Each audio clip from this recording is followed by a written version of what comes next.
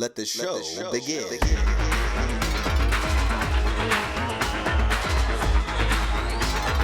Howdy, howdy, folks. Episode 176 of This World Blows, the comedy podcast. Every time I walk into a room if I'm looking down at my phone, there's a split second when I look up, if I'm entering like a new room, there's a split second I look up and I fear that there will be an ex-girlfriend of mine sitting in a chair with a gun pointed at me. Anyone else experience this? Anyone else have that thought sometimes? You just imagine someone from your past sitting there, like Sixth Sense style, ready to kill you. Maybe that's just me. Maybe that's just my love life. But I was looking at my phone and I saw this. A person had posted this story, and what they said in their story was just text, and it said, 4 parties in 1 week? What are we doing here, guys? I'm too old for this. And it immediately enraged me because what it was is just the absolute player one syndrome that is infected everyone nowadays, where they believe the entire world is happening at them. Like the inference of this, that 4 parties in 1 week, what are we doing here, guys? Sending this message out there, what it's implying is that the many groups of throughout your life, your job, your friends, your family, all these different groups that are unrelated should have contacted each other regarding when they were throwing parties because of you, because you're the common denominator. Like, I can't think of anything that's less about you than 4 parties that are happening that you happen to be welcome to go to. Like, this is true, this is psychopathy. To think that the world is about you it's insanity, and everybody feels this way. Everybody talks this way. Everybody thinks they should post about this online. I remember when I actually finally got off of Facebook, deleted my account. It was after reading someone that I knew, like a long paragraph post they made, talking to someone who wasn't there.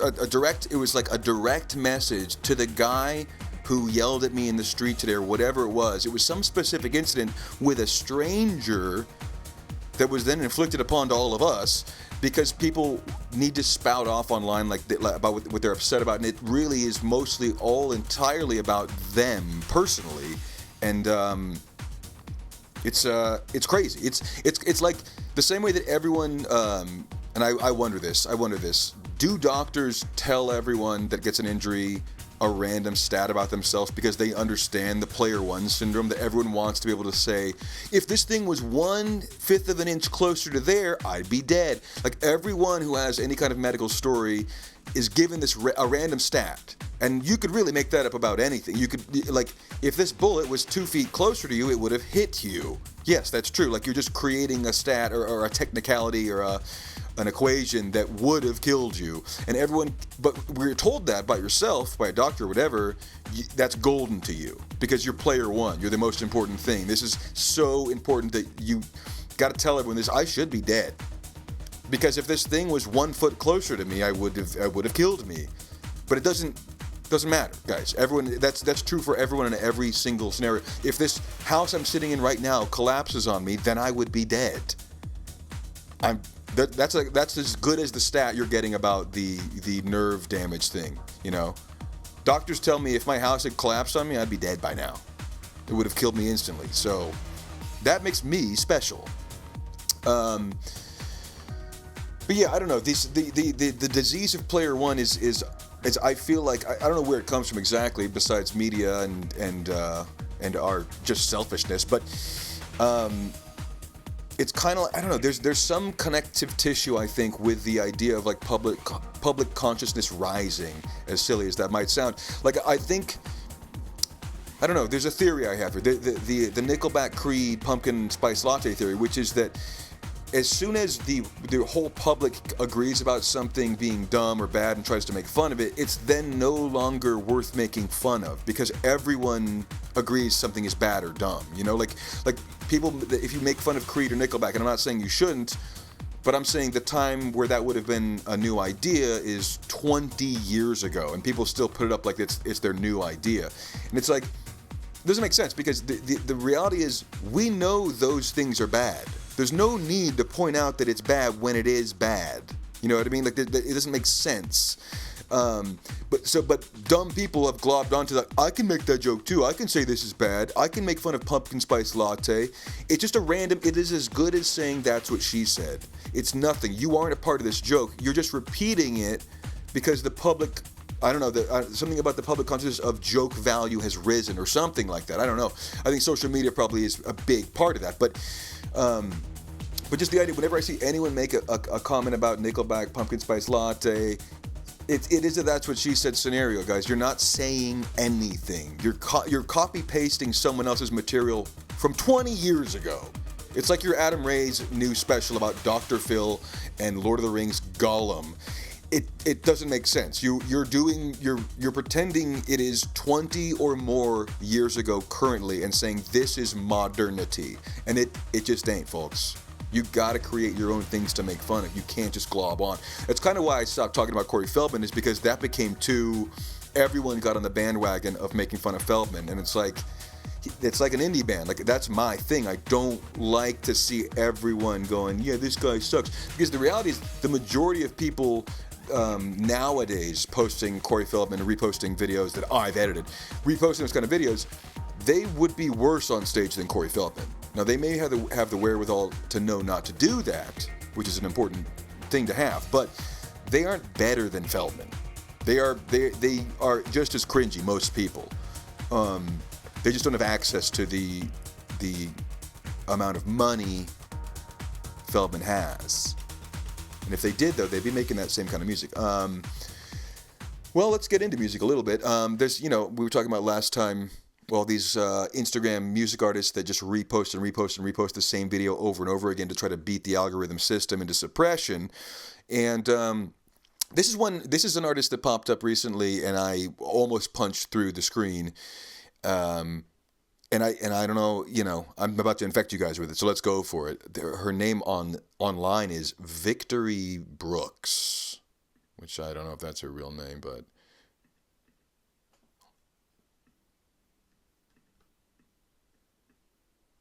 okay, so this is the thing that I saw of hers. Check this.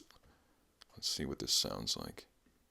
Queen Pisces, I need to want to spice it up when I'm slidey. Don't think twice, yeah. Ooh, I'm good. I think about you in the day, yeah, yeah. Queen Pisces, I need to want to spice it up when I'm slidey. Don't think twice, yeah. Ooh, I'm good. I think about you in the day, yeah. Excuse me? Ooh on God, but ooh on God? God spelled G-Y-A-U-D? Ooh on God?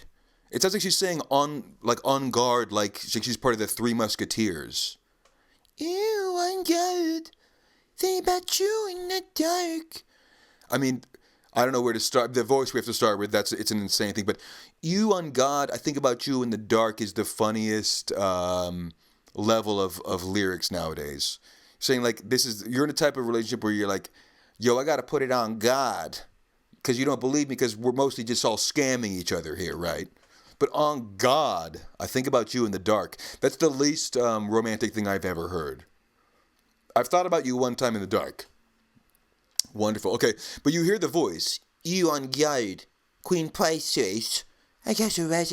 I mean, let's listen to it one more time.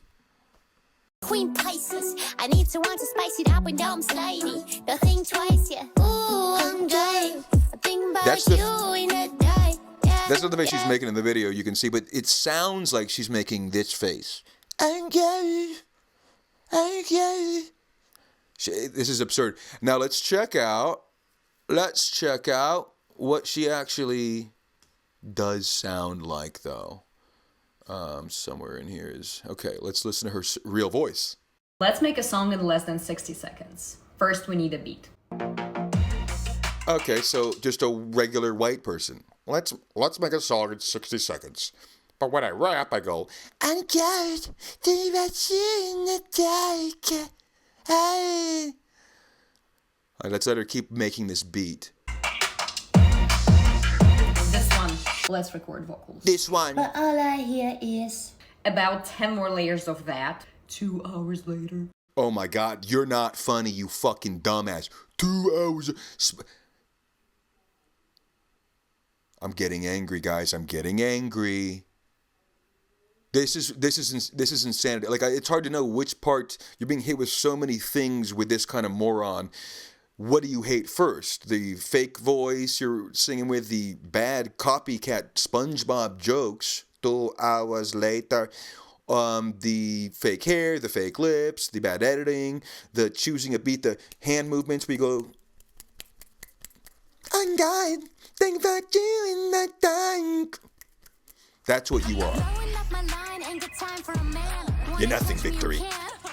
I'm not gonna watch the rest of this of her building a bit. Also, you notice she says, let's build a beat, or let's make a song, and then she goes, choose a beat. Oh yeah, because you don't make beats, because you're not a musical artist. You just take beats and you go, ay, ay, ay.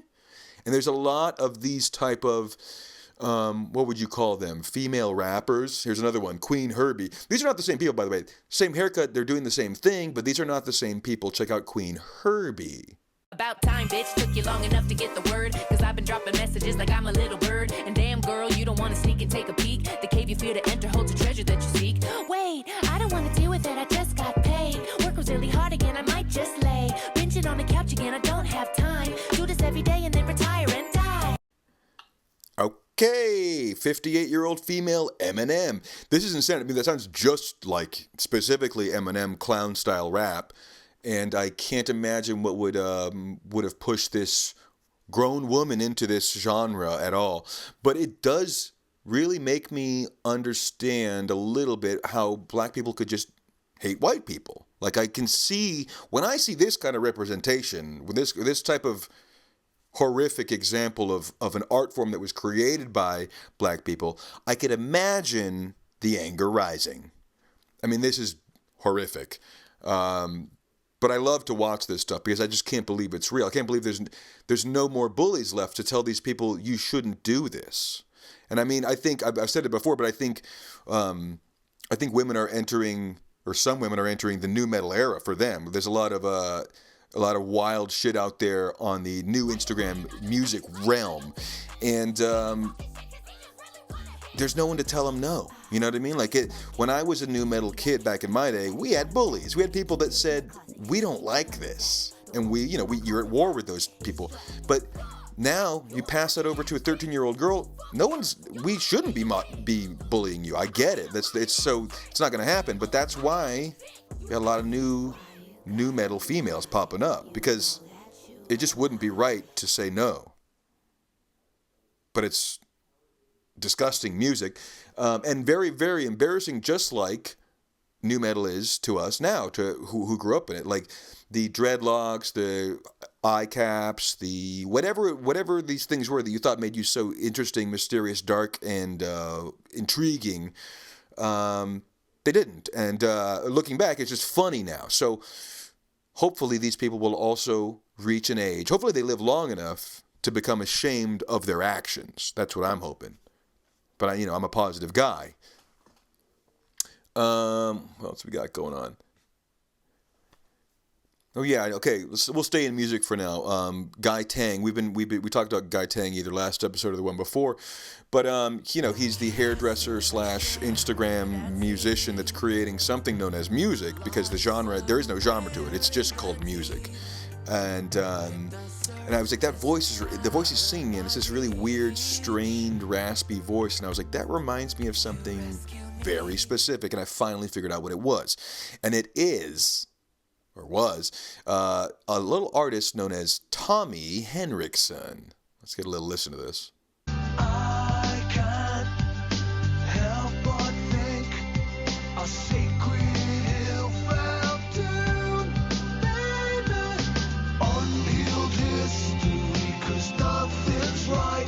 I say that all you need is time. I mean, you guys probably can't believe this was ever real, but this was on the radio when I was in like 6th grade, and I remember it got stuck in my head forever. Mostly because of this fake glass sound. She belongs to me. I see the sun in your eyes. I mean, I've covered Tommy Henriksen a lot on this show, actually, strangely enough. But this is one-hit wonder. I guess it wasn't even a hit. I don't know. It was played in the radio in the South. and or at least in Tennessee, I heard it, and then never thought. I mean, I've thought about this song and wondered where he went for years, and I only found him semi-recently when I did a deep dive into the what is this band? I don't want to say this wrong because it would be a shame. He's in the band Hollywood Vampires with one John Depp and Alice Cooper and what's the Aerosmith guitarist Joe Perry. He's the non-famous member of the band. It's pretty hilarious. He's just like become a session player that completely changed his style to be like fake Johnny Depp accoutrement, covered in, rings, necklaces, scarves, hats, multiple sunglasses, as many things as you can get on your body to prove that you are a rocker. So Tommy is now playing with these old men. So I guess Tommy wins, like he's making more money than I ever will have on bad art. And always has. I mean, I guess since I was a child, Tommy was dominating my life and winning. But now he's 60, so see how long you can hold on, Tommy. It's not going to end well. Speaking of ending well, I thought about this recently. The idea of, sometimes you go like, oh yeah, I'm going to have to die. And that's not an exciting reality. That's a problem that I'm trying to figure out a solution to. But so far, I believe I must die. And I was really trying to think of what would be the best way. And it kind of came to mind that, like, there truly is there's not a good way. There's not a way that's going to be rad. People traditionally have said, like, oh, they went in their sleep, so it was peaceful. But I was just thinking that the odds of them having good sleep when they're on their deathbed is pretty low. It seems like you would probably be having a nightmare, and then you would actually die. So that might be maybe the worst possible way to die, is to die in your sleep. Can you imagine that? Having a true nightmare, and then instead of waking up, you literally die? That sounds horrible. So if anyone out there has a family member who's dying, do not let them go to sleep. You need to keep them awake, okay? Every minute is precious. I thought of this too. This is an interesting thing. People like to think about America and capitalism and our way of living as horrific and problematic, which it is. But there's sometimes some interesting offshoots that occur, and I think this might be one of them. I was thinking about, because I watch a lot of pedophile hunter videos, because now it's become a huge lane on YouTube. It used to be smaller. I mean, Hansen started out on TV, obviously we know To Catch a Predator, the original, but it became a thing on YouTube, and now it's really built up into a full-blown lane on YouTube. And I just thought it's interesting that the grotesque need to put out new content constantly in order to monetize has accidentally revealed the amount of pedophiles on every street. It's not like everyone's altruistic and wanted to do this. Most of these creators just started doing that because that was a easily monetizable or got a lot of views, whatever. So it's just this random disgusting need for output on YouTube has illuminated something that maybe we would have never gotten to see these numbers before. It's just that we got to monetize. So in some ways you could say I got to thank capitalism for this beautiful gift. Let me see how much time we got here. Let's take it home, guys. Let's take it home. Got one last thing to land on, and it's a little more music, actually. Where is this thing? So I happened upon this, which, there's many videos of the Sex Pistols playing music, of course. But I found this Letterman video, and I was horrified and shocked. So let's have a little look at this. This is the Sex Pistols playing on Letterman long after the Sex Pistols were a successful thing. This is some kind of, other album when they're older, and this looks like it's around 98, 97, not sure, but let's have a look. Let's have a look at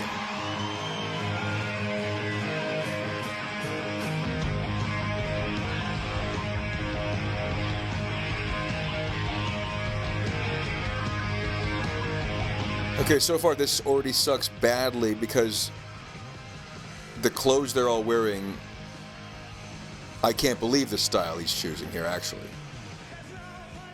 I mean, this has nothing to do with the music. I'm not even really evaluating the music of this. It's really just the clothing style that these guys are wearing, and the idea, this weird confused type, or this plastic pants, this see-through shirt. Like, I doubt that Johnny Rotten was trying to be cool or something. I'm sure he's still trying to be counterculture and punk, but it's like, in whatever year this is, 98, 97 or something, like, that was probably counterculture, but it's like, it isn't though. Like, it just looks like you're wearing brand new plasticky clothes. It just, there's nothing punk or rebellious about what I'm seeing here. It just looks like you're an old man trying to be cool or something. Like, even the guitar, it's like shiny, brand new, sparkly, everything looks clean, and that is disgusting if you're watching the Sex Pistols. He's also just like, you know, he's too old for this, obviously. Like, doesn't matter how cool the song could have been, like, his actions, everything that's going on is confusing to us to watch.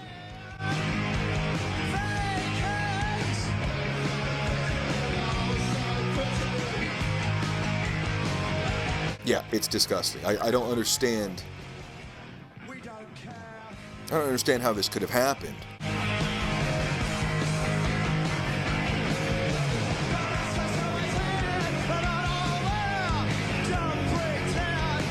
And I'm not saying, I mean, I was never a huge Sex Pistols guy, but I mean, they certainly have a history they can tarnish, and it seems to be that's exactly what happened. I mean, even the haircut, everything about it, like, you can tell it's trying to be counterculture, but it just isn't. Like, he just looks like he was dressed up by some, like, you know, stylist of the time. It doesn't look like he's rebelling against anything. It looks like a stylist was like, this would be wild and punk, and he goes, okay, if you say so. Or he's going, oh, no regular British man would wear this, and therefore that's punk of me. But really, it's not. You're wearing, like gay BDSM outfit, and it's not really rebelling against anything. It just looks like you bought it at some kind of New York sex shop. I don't know. Johnny Rotten, I'm going to start calling you Johnny Ruined. All right? That was a great joke, right, guys? All right, let's end on that. That was episode 176 of This World Blows. Next one, maybe we'll do the Christmas special then, you know? Who knows what could happen on this show? Until then, goodbye.